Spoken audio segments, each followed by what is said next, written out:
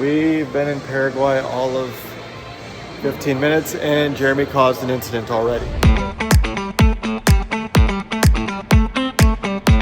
Our main goal here, don't get arrested and don't buy anything illegal. Those guys wanted to sell us whatever they could, and I have a feeling they had access to anything. And step outside our comfort zone. That means in our quest to check off every single country on the planet, sometimes we have to do things we're not used to. You can see me walking down the sidewalk with this thing. No, not at all.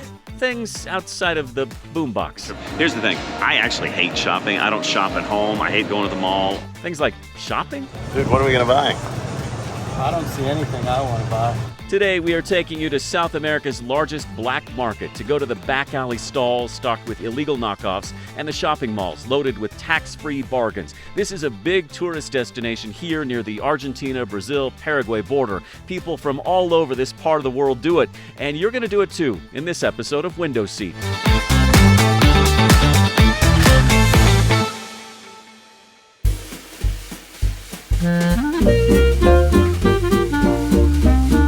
So we are leaving Brazil for the moment and heading to Paraguay. Did I say that right? Yeah. Paraguay. That other country right by here. Yeah.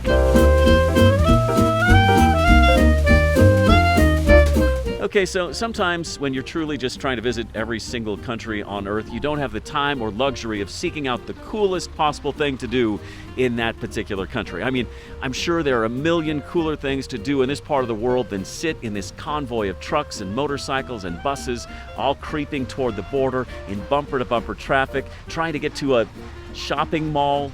But since we were already staying right here near the border of Brazil and Argentina, we knew we needed to find a way to get across this bridge, the so-called Freedom Bridge. That is Paraná River, guys. And across a border we have never crossed before, in the fine country of Paraguay. And look for what exactly, you ask? Our tour guide, Anna, has the answer. Smartphones, Okay. laptops, cameras, Yeah. Like, for example, iPhone. The new iPhone, number 14, I think.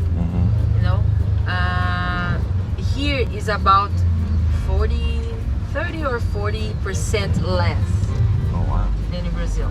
Okay. You know? So it's worth the drive. Yes, exactly. Aha, we are going to do what tens of thousands of people in this part of South America do. Take an international trip to Paraguay's second largest city, Ciudad del Este, which has been nicknamed the shopping capital of South America because they have inexpensive stuff. Look, when you're desperate to visit a new country, you book the least expensive tour and you just go with it.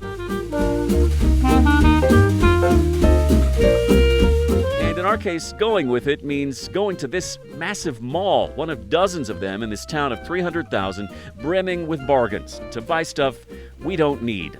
So we got to find a way to kind of spice this thing up. Here's the thing. I actually hate shopping. I don't shop at home. I hate going to the mall, all of that.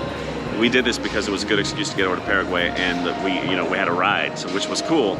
So for me to spend 3 hours in a mall, I never do this. No, so I don't either. So I think we should go out of our way to find the chintziest, weirdest, craziest Paraguayan memento to remember this crazy shopping day by.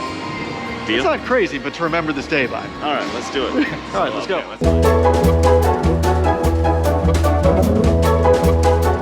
What chintzy thing do you buy in a mall that truly has a little of everything? I mean, everything? That's quite the hardware store name. I did not realize Paris was known for their hardware tools. 5 stories tall, massive, packed to the rafters with shoes and electronics, About $800 for a drum. home goods and luggage, Not exactly any cheaper. all of it supposedly at a steep discount 164 US. because it's free of taxes and you can haggle on the prices. It's what's known as a free trade zone. So every day, Argentinians and Brazilians drive over here, stock up on whatever, and go back home. They say about 85% of Paraguay's tourism comes from Brazil and Argentina, and much of it from short-term stays right here in Ciudad del Este from shoppers.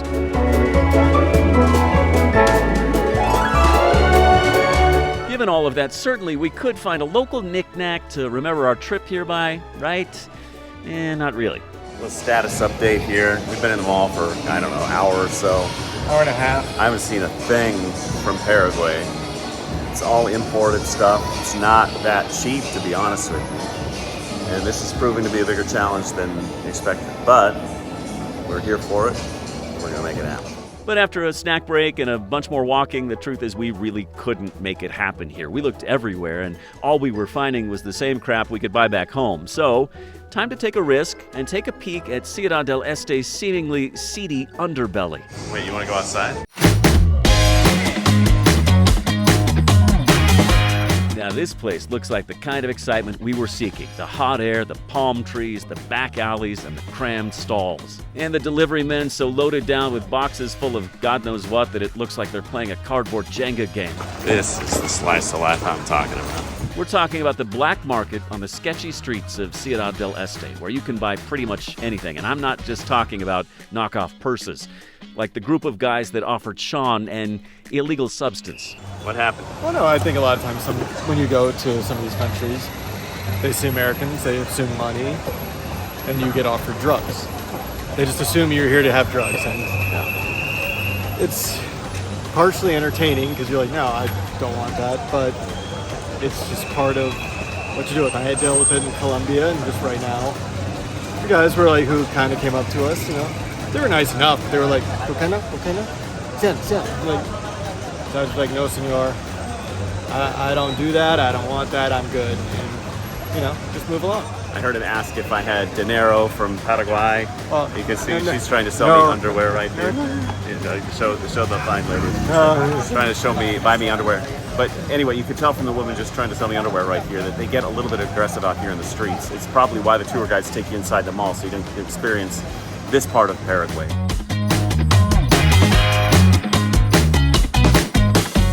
Yet there is something almost more appealing about being out here than being back in that mall. It seems more real, more like an authentic Paraguayan experience. And as we head back to that massive shopping mall across the street, it's hard not to notice the dichotomy. Like over here, you got the souks and everything that's like, knockoff, and they hustle you and they harass you. And then over here, it's so clean, it's actually real and fancy and super nice, all within across the street. Yeah, 50 yards. It reminds me of what you see all around the world. I mean, this could be Canal Street, New York City. It could be the back streets of Singapore or Beijing or whatever, Saigon, wherever. You've got these knockoff souks where they'll sell you anything for dirt cheap because they make it dirt cheap in some child labor factory in the Far East probably. And then over here you've got the high-end, high-dollar stuff that honestly is not a whole lot cheaper than what you'd pay in America. And again, I think it's the issue that you see all over the world. Haves and have-nots. And people's willingness to, get something dirt cheap. No, but I'm glad we came though. Check this out.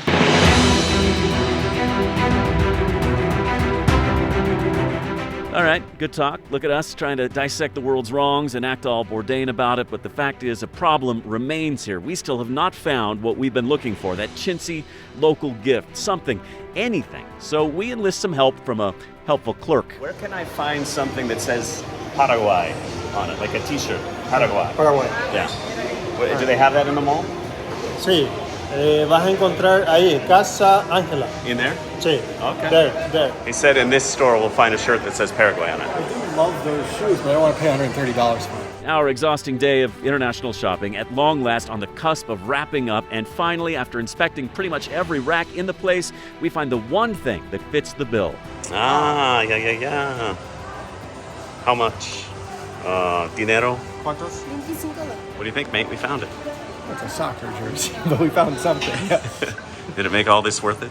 Oh no, it was worth it without this, but we found something. Took some trying and a lot of effort, but we got a jersey for you, mate. Never before has a grown man donned a medium shirt and been quite this happy. And that, friends, is how you wrap up a successful day of shopping in Paraguay. So I guess the takeaway here is do whatever it takes to check another country off your list, even if it means going to a mall or going to explore the shops and stalls that might otherwise make you feel very uneasy.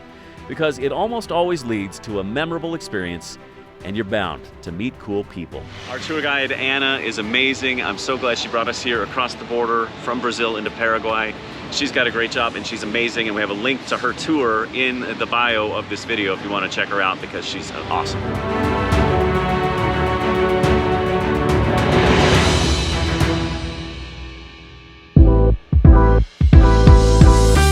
That's it for this episode of Window Seat from the shopping capital of South America, Ciudad del Este, Paraguay. Don't forget to hit subscribe if you like what you saw here. We'd also love it if you liked and shared this video with your friends. And don't forget to leave a comment about what we may have missed during our South American sojourn. Another brand new episode is coming next Friday. Meantime, please stick around and watch one of these other episodes from Window Seat.